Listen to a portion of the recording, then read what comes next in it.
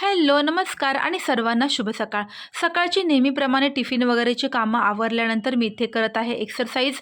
मी दररोज ना एक्सरसाइजमध्ये 2 किंवा 3च सूर्यनमस्कार करते. पण आज मी ठरवलं की दररोज एक सूर्यनमस्कार वाढवत जायचा आहे.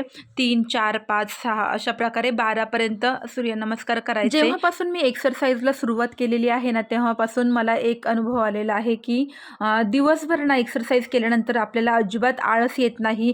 कोणतंही काम करायला कंटाळा येत नाही. बघा जेवण वगैरे केल्यानंतर किंवा एका जागेवर थोडा वेळ जरी बसलं तरी आपल्याला आळस येतो. एखादं काम केल्यानंतर थकवा येतो. तर असं अजिबात जाणवत नाही. जर तुम्ही रेग्युलर एक्सरसाइज करत असाल तर तुम्हाला सुद्धा हा अनुभव नक्कीच असेल. बघा घरातली कामं आहेत ना ती काही संपत नाहीत. सकाळी एक्सरसाइज नंतर अंघोळ, देवपूजा आणि इतर कामं आवरल्यानंतर मी इथे वॉर्डरोब आवरायला काढलेला आहे. कपडे कितीही आवरून ठेवा, 1-1.5 महिना होत नाही तोपर्यंत पुन्हा त्याची हालत तशीच होऊन जाते.